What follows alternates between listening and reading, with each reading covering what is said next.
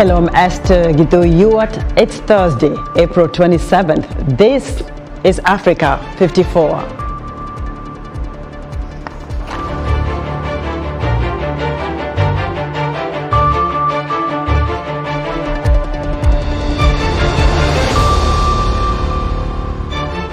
At least 20,000 Sudanese escaping war have made it to Chad amid fears that the continued fighting will trigger more displacement.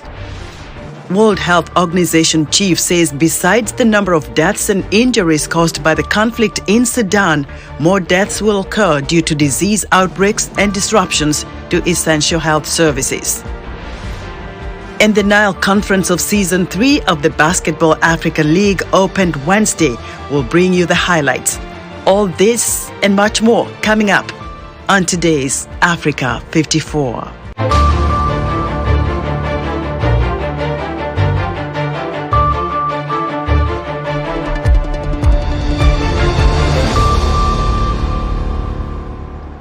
We begin in Sudan, where the Sudanese army is reported to have pounded paramilitaries in the capital Khartoum with airstrikes Thursday, while deadly fighting flared in Darfur as the clock ticks down on a fragile U.S.-brokered ceasefire now in its final full day.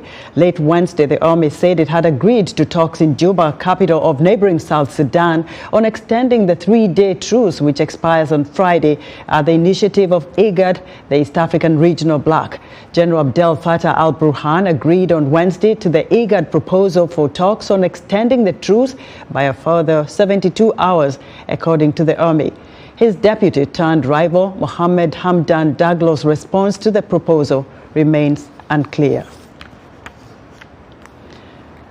In Washington, D.C., the United Nations Secretary General Antonio Guterres and U.S. Secretary of State Antony Blinken met Thursday at the State Department to discuss how the two institutions are collaborating to address the crisis worldwide. During their press conference, the two leaders spoke on the conflict in Sudan.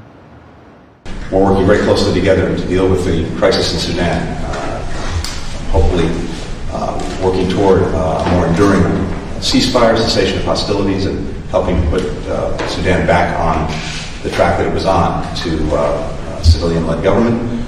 Both Secretary Blinken and myself were trying to broker ceasefires, but the successive ceasefires, in both cases with some success, but not the success we would like to have. And I want to express my gratitude for the support that U.S. security officers have given to the important operation of relocation that we did. A convoy of 1,200, both staff members of the UN, but also NGOs and different missions, from Khartoum to Port Sudan in the middle of a very difficult situation. And indeed, the cooperation with the US and with the US Security Office was absolutely precious for us. So thank you very much for that support. That was United Nations Secretary General Antonio Guterres and U.S. Secretary of State Antony Blinken speaking here in Washington, D.C. The majority of Sudanese escaping their country have fled to Chad, and around 20,000 refugees have so far made the journey, and continued fighting is expected to trigger more displacement, according to the UN Refugee Agency. On Wednesday, large crowds of women and children milled around Kufron camp near the Sudanese border, while others rested in makeshift shelters of sticks and rushes tacked with pieces of cloth for privacy. UNHCR expects a further 100,000 refugees to flee to Chad from Sudan in a worst-case scenario, according to its Chad representative. On top of the number of deaths and injuries caused by the conflict in Sudan, the World Health Organization's chief is warning of many more deaths due to outbreaks, lack of access to food and water, and disruptions to health service, including immunization.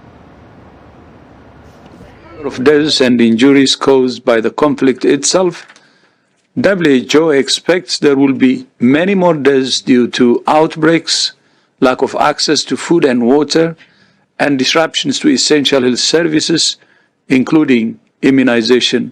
WHO estimates that 1/4 of the lives lost so far could have been saved with access to basic hemorrhage control. but paramedics, nurses, and doctors are unable to access injured civilians, and civilians are unable to access services. In the capital, Khartoum, 61% of health facilities are closed, and only 16% are operating as normal.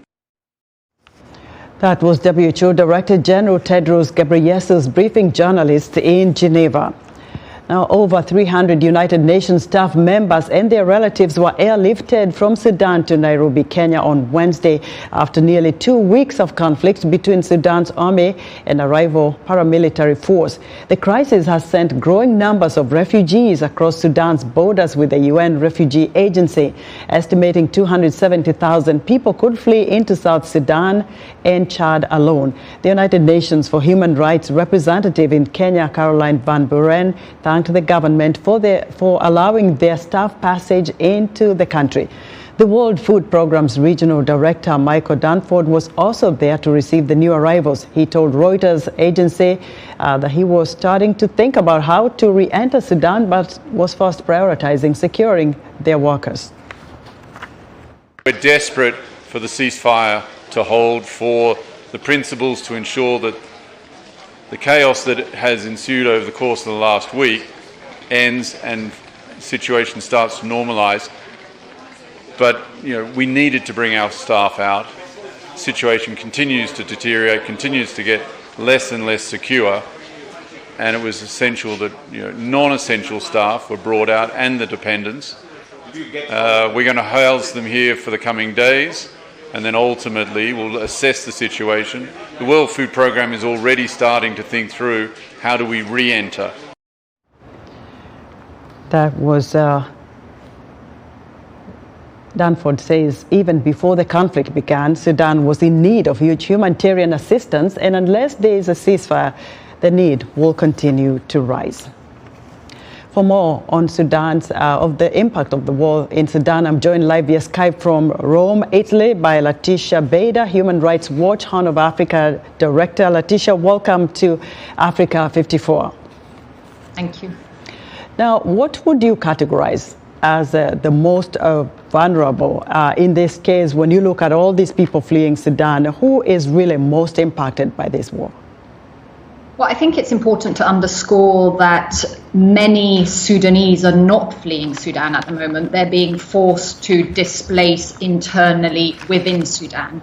What we've been seeing in the last 2 weeks is very heavy fighting happening on every street corner in the capital, Khartoum, but also, as your reporting has showed, in Darfur. Now, it started in towns in North and South Darfur, but the last few days we've been hearing very worrying reports of heavy fighting in the capital of West Darfur, El Janina. Now, I think it's important to underscore that even before the conflict broke out, West Darfur in particular has been the site for the last few years of some terrible attacks on communities there. So in terms of humanitarian needs, Darfur in particular is an area where there are already immense needs. Now, in terms of vulnerabilities, as we've been seeing, a lot of the fighting taking place in urban areas has already damaged, sometimes destroyed, key civilian infrastructure, including hospitals. Mm-hmm. So people with chronic illnesses, but also individuals who have been injured in the fighting, are being turned away in hospitals. As the head of WHO mentioned, there are very few functioning hospitals as we speak. Some have been hit by strikes during the fighting, and there's also been warring parties which have been preventing ambulances from moving around, from picking up injured people. So within the most vulnerable are obviously older people, people with disabilities, people who do not have the means right now to flee, but also obviously people, notably doctors, medical professionals who have to stay to look after people in the town. Letitia, can those two leaders who are caught up in this conflict, who are fighting and probably one can say have caused all the deaths and all this fleeing we are seeing, be held responsible for these atrocities according to the international law? Absolutely, and both of these leaders have a track record of overseeing very serious abuses for many years, and notably since the coup which they carried out jointly. So it is absolutely critical at this point that the international community is not only talking about ceasefires, they're also talking about tackling the chronic cycle of impunity, which many Sudanese, and notably the resistance movement and committees, have been calling for years now. It is essential that the international community start dealing with these cycles of impunity and start at the top. Letitia, many thanks for your insight into this. Letitia Beda is the Human Rights Watch Horn of Africa Director. A number of African countries are observing their Independence Day Thursday, April 27th. Among them are Sierra Leone in West Africa. Thursday is also a national day in Togo, which commemorates independence from France on April 27th. South Africans are also celebrating Freedom Day on Thursday. It is the 29th one since the country's first democratic elections in 1994. Tuso Kumalo spoke to some in Johannesburg on how they are marking the day. I am the freedom child, so, to be honest, it's really great, and growing up knowing that every year I'm celebrating my birthday on Freedom Day, it's been amazing. I don't want to lie, because the good thing about my birthday is that it's month end. People have been paid, people have money, and it's a holiday. People are definitely not working, so it's always been really amazing. We got to look on the bright side of life. We can't always be gloomy, we must be happy sometimes. Today is a good day because it's Freedom Day, so we have to be free. We've come together just to celebrate, have a relaxation, a day of celebration, relaxation, and just hanging loose, doing best with what we have. South Africans talking about how they are observing their Freedom Day. Still to come, highlights of Season 3 of the Basketball Africa League. Stay with us.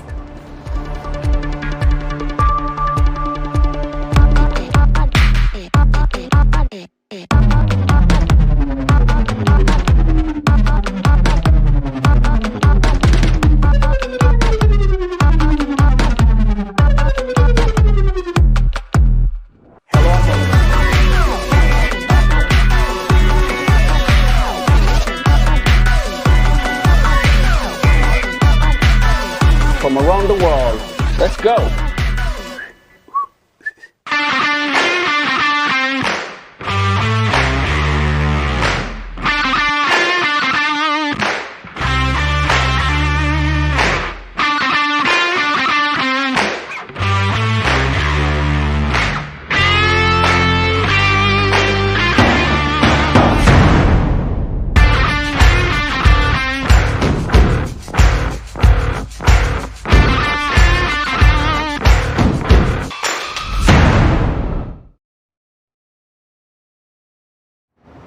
In other news, let's turn to Kenya, where Ezekiel Ombokodero, the head of a church in southeastern Kenya, has been arrested in relation to mass killings, while 100 of his followers have been evacuated from church premises, according to authorities. Odero's arrest and the closure of his church are separate from the case of the Good News International Church, a cult based in a forest in the same part of Kenya where more than 90 people have died. 3 humanitarian workers and 2 contractors have been abducted in northeast Nigeria, where the military is fighting a jihadist insurgency. According to Nigerian officials, the Nigerian aid workers were working for a U.S. non-profit organization. And the East African force set up to thwart insurgency in the Democratic Republic of Congo has for months been proclaiming progress, saying the M23 rebels have quit key strongholds. However, according to residents, some of the M23 rebels have left the border, but others remain in the area.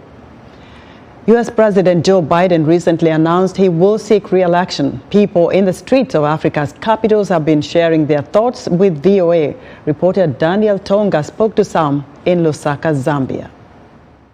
The U.S. President Joe Biden has announced that he wants to stand again. So from my end, this is a very good move, because recently the U.S. Vice President visited Zambia and made a commitment of 16 million US dollars towards the development of Zambia. This is a good move. As representing the voice of the youth, and would want to see a situation where Biden would give on a chance to someone else, because I think for me that we expect a lot from America when you talk about the rights of women, when you talk about the rights of young people, even in decision making, and therefore America should lead by example by ensuring that people like Biden should take a step of just watching and grooming young people into leadership, because otherwise if we continue seeing people at that particular age like Biden wanting to stand again, that will become now a huge problem for Africa and in Zambia in particular. I think this is a very welcome move. It's a welcome idea, and we want to believe that he stands a very good chance because we know that the Republicans may still settle for Donald Trump. We still strongly feel that that is the way they will go, and it will be more or less a rematch, and then Biden is more, the weight weighs on him that he can retain the presidency of the United States of America. And this is all because I think if you compare the 4 years of Trump to the 4 years of Biden now, and the impact on Zambia, the impact on Africa generally, but also specifically on Zambia, for Biden has been so great. Zambians on the streets of Lusaka, they are talking about their views on President Biden seeking re-election in 2024. Miss Africa USA 2023 winner Sneet Tewald Medine says she's determined to use her platform to help tailor-make a child-friendly curriculum for children with special needs in Africa. The 24-year-old says she regrets that such children are seen as a burden to society and is hoping to change that narrative. The reigning beauty queen from Eritrea spoke to VOA's Ignatius Ano about her desire to help children with Down syndrome and a lifelong dream to build a school for special needs children in Africa. I have been chosen to become the Miss Africa USA of 2023 because it was God's will, and because I think my platform was unique and different, and I did really put all my heart into it, and I am glad that Miss Africa USA was able to see that and give me this title. Okay, so let's go to what you wrote on the Miss Africa USA official page, and that's because you have a sister who is living with, Down syndrome. And here's what she said, and I quote, just like we don't expect a handicapped person in a wheelchair to go up the stairs, but instead we build wheelchair accessible buildings, I'd love to make adjustments to our current curriculums and make them successfully achievable for children with special needs. End of quote. Let's first begin with you demystifying the long-held beliefs around children with Down syndrome and what this change you're hoping to have would have. So I'd say back home, starting where I came from, children with special needs are seen more as a burden, as maybe children who have been cursed, maybe as not a really good blessing into the family. And I realized that once I had my sister step into my life, I became more kind towards children. My approach towards them changed completely, and I saw today I am here with you, and I am the Miss Africa USA 2023 because of her. So clearly she has been a blessing. And if I had to go back to the quote, when there's wheelchair accessible buildings and elevators for us to go upstairs, it's not only the people with wheelchairs who get to use them, but we also get to have that luxury of not having to use the stairs, simplifying our lives. And so I would see children with special needs on that aspect as well. And building things for them, making things accessible for them will also simplify life for us. is what I would say. Designing for Diversity is a platform that you also have, and that's also geared towards special needs children, particularly those with Down syndrome. You want to talk to us about that? Yes. So Designing for Diversity talks about, or is based on making a curriculum that is more befitting for children with special needs. And I have noticed that in schools, they might be taken care of, they might be going there having a good social life, but they're not really seen as someone who can actually learn something and be an asset to society. More of, they would love to give them skills just so they could be independent and maybe not be so much of a burden. But I think if given a chance, these children could actually become someone. It's not only us normal people who get to learn school like everyone else that would get to make a change in this world. They too could make a change if they were given a chance. You were crowned in March this year, and March next year, your reign would have come to an end. What is your vision, particularly for the African continent, and how do you want to go about achieving that? So during these 12 months of reign, I would love to maybe visit schools where I could get to inspire other children of opportunities overall, showing them that I am African, I am learning these skills, and I would love Africa to benefit from them. And then I would also like to go back to African countries during my reign and give them some lessons on how to use these materials that I've been using in the Montessori school. I am also taking some side notes, experimenting with my sister to see what else I could be making, what else I could be adding into it. Maybe this could be seen as a long-term goal, part of making my own school in the future and its headquarters in Africa. But for now, for these 12 months, I think I would just start off by going back to Africa, educating them about special needs and how they're a blessing, not a curse. Great. Now, the Nile Conference of the Season 3 of Basketball African League opened on Wednesday with host Egypt's Al Ahly dominating Mozambique's Ferroviario da Beira 92-74 at the Hassan Mustafa Indoor Sports Complex in Cairo. Here's VOA's Jackson Bungani. Al Ahly got the first point of the game up 4-0, but then Biera's Nomamadi came through with a three-pointer from the corner. It's a beautiful bucket there from down in the corner. 6 minutes to go in the first half and down by 12. Mozambique's Nomamadi finds Mungwambe, who misses but gets the rebound by the basket and scores. Offensive rebound and a fine score there coming from Ayad Mungwambe. With 1 minute to go before halftime, Egypt's Tarek makes a quick pass to Omot, who gets it. Back to Tarek, who finds Kamara for a three, extending their lead. Down by 18 in the third, Biera's Perry scores 2 for his team and gets fouled on the play. Oh, that's a beautiful score from Perry as well. With Biera still trailing in the fourth, Egypt's Abol Nasser finds his way to the basket and makes 2 off the glass, and they lead by 20 points. The last play comes as Egypt's Orabi passes to Kamara, who tries a 3 and misses, but they don't need it as Al Ahly takes the first game by 18 points in the opening game of the Nile Conference in their own city. Completed.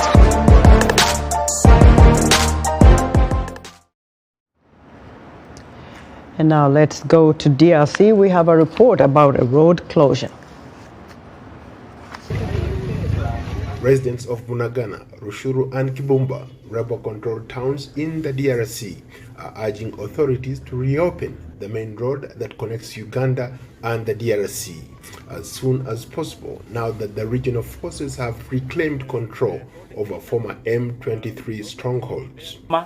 Rutshuru, Bunagana, main supply route, and it is important to point here that before the deployment of the forces, the MSR was completely blocked. Few traffic used to ply this area, and as of now, you've been able to witness yourselves. The road closed for almost 2 years after M23 rebels seized the border town of Bunagana, blocking significant supply routes for Uganda and Kenyan goods to the city of Goma. This is a very, very critical junction. On this side is the way to Bunagana. This way is the way to Goma. Right here is Ruchuru. This has been the epicenter or the de facto capital of M23. Uganda is one of Congo's biggest trading partners, exporting various products to the nation. However, at their shared border, only motorbikes, commonly referred to as border borders, and bicycles are now transporting goods to Congo from Uganda. How are you? I'm fine. What's your name? My name? The only person who dared to talk to me at the border was a young woman who approached me and told me she was hungry and wanted something to eat. So I gave her a can of baked beans. This might be the only meal she would have with her children for a while. Tunaenda nunua vitu huko Duani, huko Uganda tunavivukisha. Sasa tunafika Kongo, wanatulipa. The road closure is causing severe economic challenges for residents. Over 1 million people in the region are now displaced and in dire need of humanitarian aid.